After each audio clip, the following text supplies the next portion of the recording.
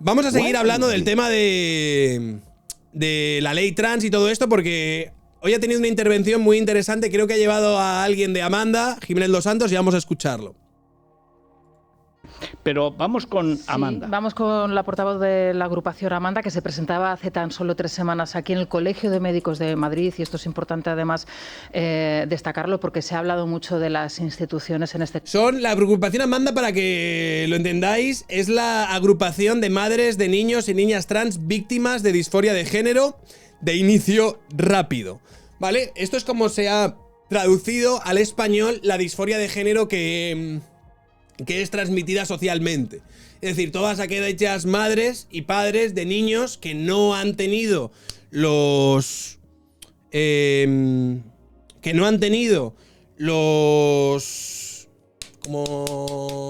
síntomas que tienen las personas con disforia de género. Es decir, las personas con disforia de género desde muy pequeñitos pues ya empiezan a mostrar como estas inadecuaciones con respecto a sus propios cuerpos, no reconocerse, no entenderse como el género que les fue asignado y todas estas cuestiones. Y la disforia de género de inicio rápido, hablan de ello en el libro de Daño Irreversible, pero se refiere principalmente a todas aquellas disforias que aparecen como en la pubertad o un poco antes de la pubertad, entre los 13, 14, 15 años, y que vienen sin rastros previos de que pueda haber ahí una disforia de género, ¿vale? Muchas de ellas se entienden que son por transmisión social. Es decir, tú estás contaminado por un entorno o por una cultura que al final te hace entender que los problemas que tú tienes se derivan de que tu identidad de género no concuerda con la que te asignaron al nacer. Es básicamente el rollito este. Muchas veces se hace además después de tener una fuerte inmersión en redes sociales, en activismo LGTB, tener grupos de amigos que entienden la identidad trans como algo venerable y cuestiones así. Entonces son cosas complicadas, pero que muchas veces desde el activismo se niegan a admitir. El hecho de que exista gente que se está identificando ahora mismo como trans, cada vez más gente, por pura moda. Porque se ha convertido en una tribu más. Hay gente que eso no lo llega a entender. Dicen que es imposible, nadie, no. Pero rollo de no, eso sucede. Y ahora vamos a escuchar una entrevista con la directora de esta asociación. Sí. Caso médicas, científicas, ¿no? Y lógicamente el hecho de que una institución como el Colegio de Médicos y uno de los todos grandes, los colegios, ¿no?, de psiquiatras y todos los endocrinos, que es un caso único en la historia. Prestase la institución para la presentación de la agrupación Amanda, yo creo que es algo que hay que destacar. La portavoz, como bien decías, Federico, no quiere que... De todos los trans son Amanda de esto, su TVH. No sabes no sé lo que me estás diciendo, pero si te crees que todas las personas con disforia de género tienen disforia de género de inicio rápido, no tienes ni puta idea de lo que estás hablando. Pero bueno, lo normal en este tema es que haya mucha gente que hable sin tener ni puta idea de lo que está diciendo. Eso es lo lógico, ¿vale? Lo lógico cuando ves a gente opinando por redes sociales sobre el fenómeno trans es escuchar a gente hablar tonterías. No se han leído un libro sobre el tema en su puta vida. Eso es lo normal, lo que yo veo todos los días. Desvelemos su identidad y lógicamente nosotros lo respetamos. Muy buenos días. No todas las personas que tienen disforia la tienen de inicio rápido. De hecho, ahora mismo hay muchas personas que tienen estas disforias de inicio rápido porque todo lo del tema trans y todas estas cosas es una cuestión que está bastante en boga y se habla mucho y demás. Ese fenómeno no existía hace 15 o 20 años porque no se había idealizado la comunidad trans o no tenía ahora mismo el peso que tiene ahora hace 15 o 20 años. Entonces, como ser trans hace 15 o 20 años era algo que realmente solo sucedía a las personas con cierta disforia de género y demás, pues era así. Ahora mismo las cosas han cambiado. Y entonces, como es una cuestión, claro, es una elección personal, es lo que te están intentando vender desde las instituciones, la identidad de género es una elección de cada uno, es algo estrictamente subjetivo, pues hay muchas personas que dicen, pero yo creo que soy trans, yo creo que es algo bastante obvio. Y cuando esto sucede en niños, en menores de edad, que con 14, 15 años no han tenido además ninguna muestra previa o ningún síntoma previo de disforia de género y aparecen a los padres y le dicen yo es que creo que en realidad soy un hombre y encima te exigen una serie de hormonas que van a tener un impacto hiperagresivo en tu cuerpo y que vas a tener que estar tomándote toda la vida y encima te exigen una serie de cirugías y demás, pues hombre, la cosa se vuelve bastante complicada. Buenos días. Bueno, ¿nos podría contar el caso de su hija? Pero ¿cómo vas a ser trans por moda? Leeros el libro de Daño Irreversible, ¿vale? Estas cosas realmente...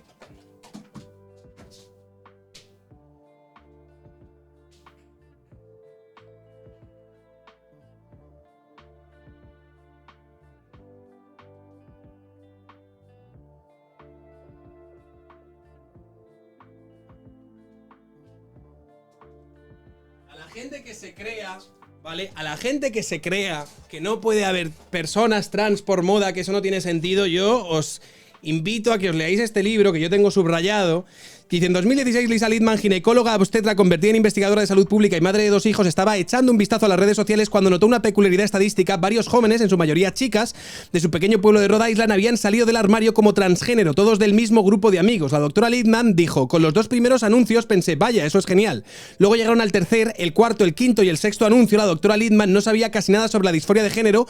Sus intereses de investigación se limitaban a la salud reproductiva, el estigma del aborto y la anticoncepción, pero sabía lo suficiente para reconocer que las cifras eran mucho más elevadas de lo que los datos de prevalencia existentes habían predicho. Estudié epidemiología y cuando se observan cifras que superan con creces tus expectativas, vale la pena analizar cuál podría ser la causa. Tal vez se trate de una diferencia en cómo se está contando, podrían ser un montón de cosas, pero bueno, aquellos números eran muy altos, de hecho resultaron ser inéditos. En Estados Unidos y en todo el mundo occidental, los adolescentes informaban de un repentino aumento de la disforia de género. La afección médica asociada a la denominación social transgénero entre 2006 y 2017, en Estados Unidos, el número de cirugías de género en personas nacidas mujeres se cuadriplicó y como hemos visto, las mujeres biológicas de repente representaron el 70% de todas las cirugías de género. En 2018 el Reino Unido comunicó un aumento del 4.400% en comparación con la década anterior en el número de adolescentes que procuraban tratamientos de cambio de género. En Canadá, Suecia, Finlandia y Reino Unido, los médicos y terapeutas de género comenzaron a informar sobre un repentino y drástico cambio en el factor demográfico de quienes presentaban disforia de género, de niños predominantemente en edad preescolar a chicas, en su mayoría adolescentes. ¿Por qué una dolencia psicológica que había sido casi en exclusiva de los chicos se produce de repente en las adolescentes? Bueno, aquí ya te explica, la doctora Lidman quería saber si lo que está viendo era una nueva variante de un antiguo trastorno o algo completamente distinto. Y básicamente se dio cuenta que había una serie de patrones de carácter social, ¿vale? De carácter cultural, y a partir de ahí lo que dijo es, hostias, vale, existe una transmisión social.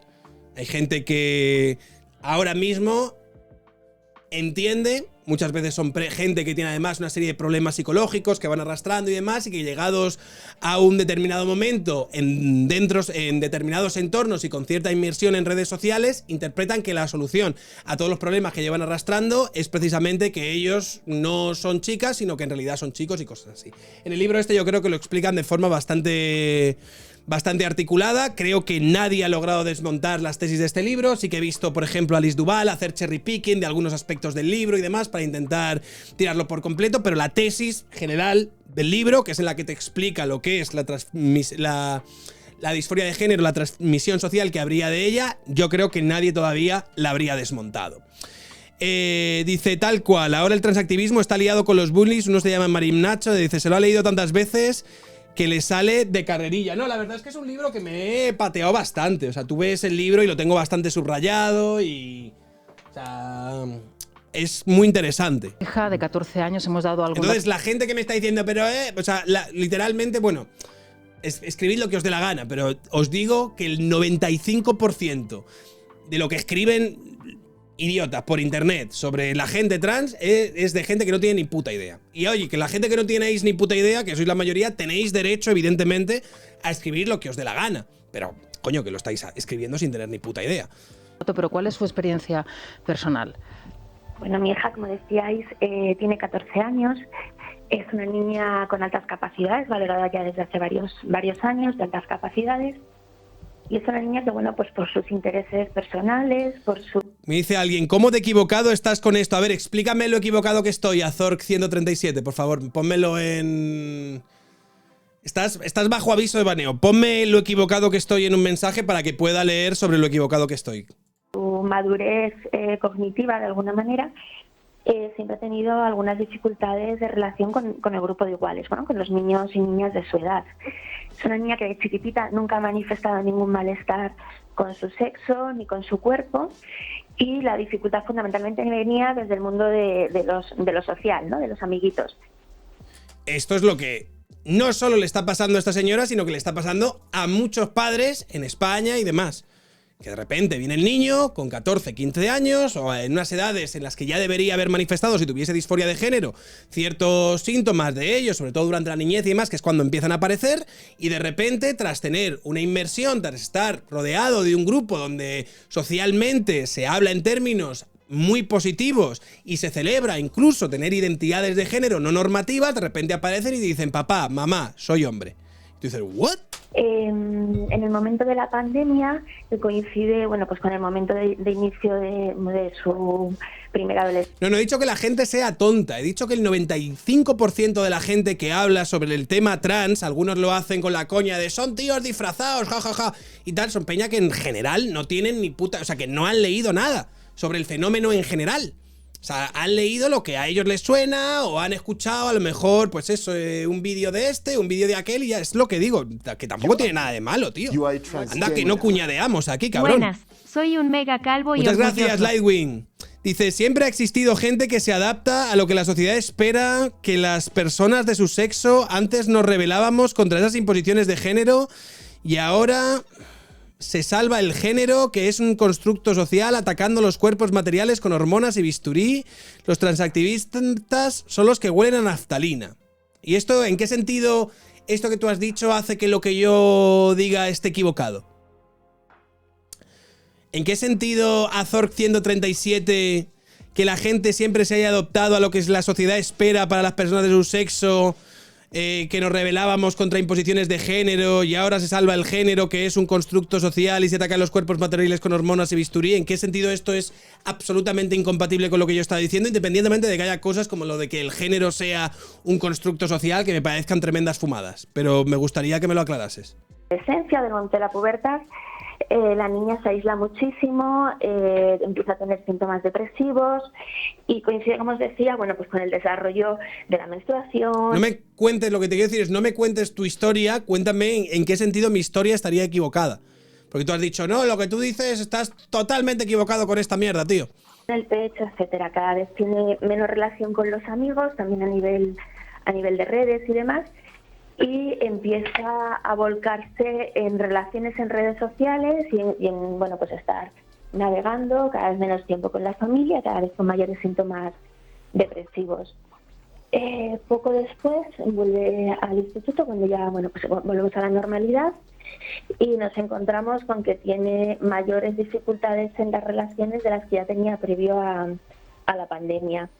Y en un momento dado, estando en atención por un tema de depresión, la niña nos dice de un día para otro que ella es un chico, que lo que le ocurre es que es trans y que además quiere todo un paquete de actuaciones médicas que tiene perfectamente estudiadas. Es decir, cuando la niña nos lo dice y nos da una cartita que tiempo después vemos que es calcada prácticamente de un modelo tipo encontrado en Google, la niña nos hace todo un discurso de todo lo que necesita. Es decir, necesito cambiar de ropa, de estética, de nombre, necesito hormonas, necesito con 16 años hacerme la mastectomía, etcétera, etcétera. Buah, chaval. Yo recuerdo cuando estuvimos en el Mad Cool, tío, vimos a niñas que se acaban de hacer la mastectomía, además que se le veía con la cicatriz tal. Que yo, tío, daba una pena, tío. Daba una pena ver a chavalillas, tío, mutilarse de esa putísima manera con el beneplácito de nuestra administración. Todo esto en un contexto de, como os decía, una depresión importante, de autolesiones, ideaciones autolíticas, con lo cual a nosotros no nos cuadra, porque ni lo que nos está diciendo se corresponde con la infancia que nosotros hemos vivido con ella. Es decir, llega un momento que incluso modifica lo que son sus recuerdos de su infancia, ¿no? Y bueno, pues en este contexto, por ideaciones autolíticas, tiene un ingreso en psiquiatría. A partir de ahí empiezan a atenderla en un programa de... Pero esta señora, la historia que está contando, esta señora tuvo suerte relativamente. Porque se encontró con unos médicos y con unos profesionales, tío, unos psiquiatras y demás, que la ayudaron. Y ayudaron a la chavala, tío, a salir un poco de ese círculo y de esa abnegación que tenía de no, yo soy un hombre, tengo que cambiarme de género, es la única manera que tengo para ser feliz y demás. O sea, esto si se articula la ley de Irene Montero y demás, es que estos padres incluso podrían llegar a perder la custodia de su hija. ¿Sabes? Por no tratarla, por intentar, ¿sabes? Esto, desde el transactivismo, se considera como una, ¿sabes? Una reconversión de la homosexualidad, como esta serie de terapias agresivas y demás. El hecho de tratar a una niña que se identifica como trans o que se identifica como un hombre y demás, sin que haya tenido... El hecho de no aceptar acríticamente y sin inmutarse el autodiagnóstico de la chavala, se considera transfobia y dentro de poco, cuando salga la ley de Irene Montero, podría llegar a ser incluso ilegal. Atención intensivo para adolescentes con problemas de salud mental, ya a nivel hospitalario. Y aquí es cuando descubren que, además de tener altas capacidades, la niña tiene rasgos compatibles con un TEA grado 1 o con Asperger, ¿no? Como se conoce habitualmente. Sí. A la niña es decirle que existe esta posibilidad, hacer un diagnóstico diferencial, confirmarlo, empezar a explicarle las... Esto es lo que se debería hacer, ¿vale? Con todas esas adolescentes que te vienen diciendo, no, yo soy trans, A ver, espérate, ¿sabes? Han de decir, sí, buena y meternos en hormonas y tal, no sé qué, rollo de... Señores, es que los resultados, en este libro además aparece, lo que dice la autora, Abigail Rier, dice, tío, si esto fuesen historias de superación, si esto fueran historias de éxito, de esta persona ha transicionado de género y ahora su vida es de color de rosa, entonces no habría ningún problema con esto. El problema es que, por lo general, la norma es que estas personas suelen acabar peor de cómo han empezado. La forma correcta de tratar la disforia no puede ser curar un cuerpo perfectamente sano. Creer que un trastorno de la percepción se cura con bisturí es en sí una moda, sea de adaptación rápida o lenta. Hay determinadas disforias, y en esto no te voy a dar la razón, Azor 137, hay determinadas personas, y nosotros hemos hablado con alguna de ellas, yo tengo de hecho un vídeo en YouTube que te invito a verlo, ¿vale? Que se llama... Bueno, era una entrevista que tuve con un hombre trans, es este vídeo de aquí, se llama Habla Hombre Trans. Hay determinadas personas que han tenido disforia desde que son muy chiquititos y tal, que el mejor tratamiento para ellos es la transición. Que el mejor tratamiento para algunas personas sea la transición, con bisturís y con hormonas de por medio, no significa que esto sea el tratamiento más óptimo para todos los chavales, para todos los adolescentes o para todos los niños que vayan a sus padres y le digan, mamá, soy hombre, o mamá, soy mujer, ¿vale? Pero esto... ¿Vale? Si se fiscaliza, si hay un seguimiento y se identifica los patrones a partir de los cuales a qué persona les puede servir, la transición, como aquí decía nuestro amigo Víctor, puede ser muy útil y puede salvarles literalmente la vida a algunos. Pero no puede ser algo que se aplique de forma indiscriminada a cualquiera que aparezca así. Giuseppe el Humilde, muchas gracias por las suscripciones. Acaba de regalar 10 suscripciones al canal, 120 en total. Tremendo executive producer. Sergio, ¿has visto la entrevista de Armesilla con los autores de Nadie nace en un cuerpo equivocado? Todavía no la he visto. Pero esos tíos les invité a venir al canal y me mandaron a mi casa, básicamente. Pero bueno, el libro lo tengo por ahí, es bastante interesante. Aunque prefiero el de Un daño irreversible, si me preguntas a mí. J lo explicó el otro día. El mejor tratamiento es aceptarte a ti mismo y no hacer caso. Esto es lo... Azor 137. Aquí es cuando me dices que yo estoy equivocado y yo te digo que el que está equivocado eres tú. Que el tratamiento de la transición, como tratamiento, que no sea algo que se deba aplicar a todo el mundo y a todo aquel que dice que se identifica con tal, no significa que a otras personas literalmente le puedas estar salvando la vida. Estás diciendo cosas sin tener ni puta idea de lo que estás hablando. El que iba de aquí dando lecciones por el chat. Mírale ahora.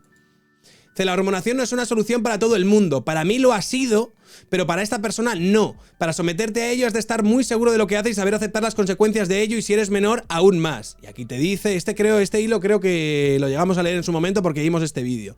Que era una persona que se había hormonado y ahora estaba diciendo, a la madre que me parió, ¿quién me mandó a hacer esto? En fin, vamos a seguir escuchando a la de la Asociación Amanda. Dificultades de relación que tiene con los iguales desde esta neurodivergencia, empezar a desarrollar con ella habilidades sociales, empezar a explicarle sus diferencias desde un punto de vista positivo y bueno, pues empezar a entender qué es lo que le estaba ocurriendo realmente, y ella poco a poco, sin necesidad de entrar ni siquiera casi a abordar la cuestión del género, a medida que se va encontrando mejor, a medida que el cuadro depresivo va remitiendo, a medida que se va entendiendo cuál es su diferencia realmente, se ha ido reconciliando, ¿no?, consigo misma, con su cuerpo, con su identidad, con su nombre y con su historia vital, porque era terrible ver cómo una niña de 12, 13 años era capaz de construir todo lo que había sido su infancia para intentar explicarlo desde lo que había visto en redes sociales que tenía que contarnos para no cuestionar que era trans.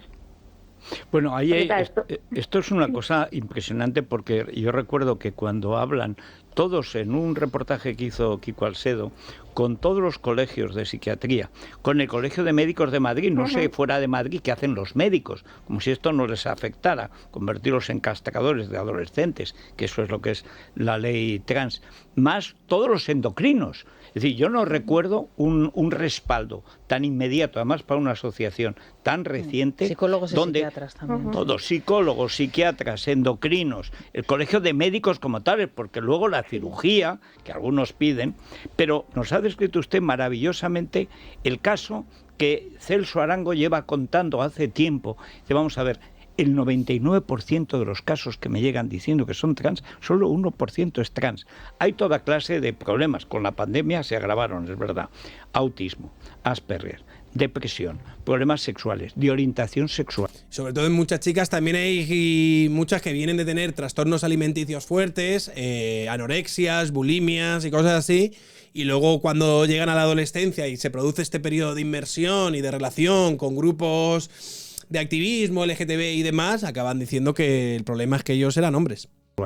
De autopercepción, en el género. Luisito Senpai. Los culturistas se van a declarar todos transexuales. Social, por la de relación, de bullying, de buscar pertenecer a una tribu que te proteja, una identidad que de alguna manera te proteja de los demás. Gente tendente al aislamiento. Lo que toda la vida han sido problemas psicológicos o psiquiátricos, que de pronto tiene una solución, que es que le dan una cartilla y dice, tú eres trans, y ya estás salvado. Bueno, es tremendo, porque usted nos habla, además, de una niña de alta capacidad intelectual, y que sin embargo esa capacidad intelectual entra en barrena contra ella misma, cargándose su propia infancia. Y esto es terrible. Imagino que ustedes han pasado las de Caín y las de Abel. Efectivamente, es un proceso muy, muy complicado. Primero, porque ves que lo que estás viendo en casa no te cuadra con lo que todos conocemos como la transexualidad clásica, digamos. Ves que lo que la niña te está contando no tiene que ver con lo que tú has visto durante los 12 años anteriores en ella. Y al mismo tiempo acudes a las instituciones médicas con mucho miedo de encontrarte profesionales que no se cuestionen más allá qué es lo que está sucediendo. Que es lo que probablemente, si sale esta ley adelante y demás, a ver, yo creo que al final los profesionales se van a acabar revelando. Pero si sale esta ley adelante, básicamente lo que está diciendo es que los profesionales no van a poder cuestionar a tu niño o a tu niña cuando lleguen ahí y el niño diga, oye, mira que soy trans.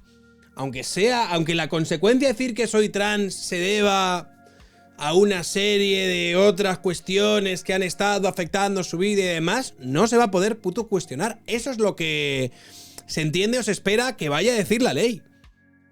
O sea, es una cosa muy heavy. Entonces esta señora, claro, dice, yo tenía miedo de ir al hospital o de ir a hablar con un profesional y que en lugar de preguntarse qué es lo que le estaba pasando a mi hija, simplemente aceptase la palabra de ella de, bueno, pues si tú dices que eres un hombre, entonces debe ser un hombre, y entramos con el proceso de hormonas, tal. Y entonces ella tenía miedo, y yo creo de una forma bastante legítima, por esto. Yo tengo que reconocer que nosotros hemos tenido muy buenos profesionales, pero es verdad que en un primer momento tuvimos muchas dificultades. Es decir, la niña entra en psiquiatría por el momento del ingreso por ideaciones autolíticas, planteando que el problema es que ella es trans y que sus padres no lo aceptan. Es decir, si los profesionales en ese momento llegan a creer esto a pies juntillas, no investigan un poquito más, no exploran qué hay por detrás de esto, no nos preguntan también a nosotros cómo ha sido, ¿no?, la vida de esta niña hasta llegar a este momento, no solo es que nosotros nos pudiéramos encontrar en un serio problema, ¿no? De parece que no estás atendiendo adecuadamente a tu hija, cuando no es que pueden perder la custodia, pueden perder nada menos que la patria potestad y la custodia de su hija. No solo esto, o sea, esto está ahí y es un riesgo y es terrible, pero como madre lo más terrible es pensar que si mi hija, en lugar de ir hacia un programa de atención intensivo de salud mental para adolescentes, en ese momento hubiese ido derivada hacia una disfunción de género, porque no se hubiesen cuestionado esta transexualidad. Ahí está. Vale. Esta identidad de género que le surge de manera repentina, seguramente yo mismo podría estar diciendo que mi hija está reconciliada consigo misma, está en un proceso de recuperación largo, pero en el que va encontrándose y va sabiendo quién es. Me parece muy interesante todo lo que ha contado respecto a Internet, las redes sociales, los blogueros. Es algo muy parecido a lo que sucedió, lo comentábamos el otro día, con las páginas de anorexia y de bulimia. Tienen factores comunes. Sin embargo, me preocupa mucho el silencio que ustedes están sufriendo cuando no es el acoso por parte de asociaciones de transexuales y sobre todo el silencio por parte de las autoridades, ¿no? del gobierno, en este caso, durante la tramitación de la ley trans. ¿Cuántas reuniones han mantenido con ustedes? ¿Cuántas veces les han convocado en el Ministerio de Igualdad para poder conocer sus casos, su opinión al respecto? A ver, yo le puedo decir que nosotras hemos intentado contactar con todos los ministerios afectados por esta normativa, es decir, no solo el Ministerio de Igualdad, también el Ministerio de Justicia, Ministerio de Educación, Ministerio de Sanidad. En todos los ministerios la respuesta ha sido el silencio. Es verdad que próximamente parece que vamos a tener una reunión con Educación. El resto de ministerios la respuesta ha sido el silencio, o en el caso de Justicia comunicarnos que, puesto que pasaba tramitación parlamentaria, no tenían nada que sentarse a hablar con nosotras. Hemos solicitado a los diferentes grupos parlamentarios también reunirnos con ellos con resultados totalmente desiguales. Es decir, nosotras sí podemos decir a día de hoy que todos los grupos tienen la información, porque nos hemos asegurado de que aquellos que se han reunido con nosotras, pero también aquellos que no se han reunido, tengan un dossier extensísimo, no solo de lo que está ocurriendo en España, sino de lo que ha ocurrido a nivel internacional y los movimientos de cambio que se están dando en el sistema sanitario de atención a menores y a jóvenes en otros países. Es decir, tienen toda la información. Y ahora ya depende de ellos lo que quieran hacer con ella. Pero desde luego la información, pese a que no se han querido reunir con nosotros, concretamente los dos partidos del gobierno y algunos otros, la tienen. No van a poder decir que han legislado sin tener información suficiente. Eso lo tenemos meridianamente claro. Dicho esto, nosotras no cuestionamos que existen personas transexuales, no cuestionamos que hay personas que necesitan un proceso de atención médica, hormonal y quirúrgica para mejorar en su sufrimiento, porque la incongruencia de género produce muchísimo sufrimiento y parece que, aparte del movimiento transactivista, se le está olvidando ese sufrimiento. No evitamos, o sea, no para nada cuestionamos que es necesaria esa atención, pero es que es más, la ley tampoco garantiza una atención adecuada a las personas que realmente necesitan hacer esa transición. Con lo cual, deja desprotegidos tanto a quien necesita realizarla como a aquellos otros casos que tendría que valorarse cuál es realmente la atención más adecuada para ellos, que no va a ser la transición. Entonces, no sabemos muy bien a quién está respondiendo, pero desde luego ni a los transexuales ni a las niñas y niños jóvenes afectados por este fenómeno. Es una locura, tío. Es una locura. Es una locura. Se están metiendo, tío. Encima los políticos están entrando aquí, tío, como un puto elefante, una cacharrería. Les da absolutamente igual. Están aquí para ponerse la medallita. La ley trans será ley. Si no, ya verás, porque si no, mis huevos van a estar colgándome. Están muy fumados, tío. Y no me da mucha pena. En el fondo, esta asociación será como la reencarnación del mal para el transactivismo, algo así. Están cuestionando, están torturando a los niños y cosas así. Encima tienen normalmente unas posiciones hiperbeligerantes, hiperenquistadas, siempre de putísimas uñas, nada de lo que les digan, o tal, por mucho que utilices cierta racionalidad para hablar del tema y demás, te van a llamar puto transfobo, quieren matar, esto pone en peligro, estás poniendo en peligro las vidas de la gente, siempre se van a unos extremos totalmente retorcidos. Muchas gracias, Cloud3. Entonces es un tema bastante peliagudo y complicado, ¿vale? Pero bueno, espero que al final, evidentemente, esto lo dijo Jotao, al final la verdad se acaba imponiendo, ¿vale? Esto, por mucho que lo financien, por mucho que lo aplauden, tiene su ¿vale? Su fecha de caducidad. Ahora la única pregunta es: ¿a cuántos chavales te vas a llevar hasta que vuelva a imperar la mínima razón en todo esto? En fin.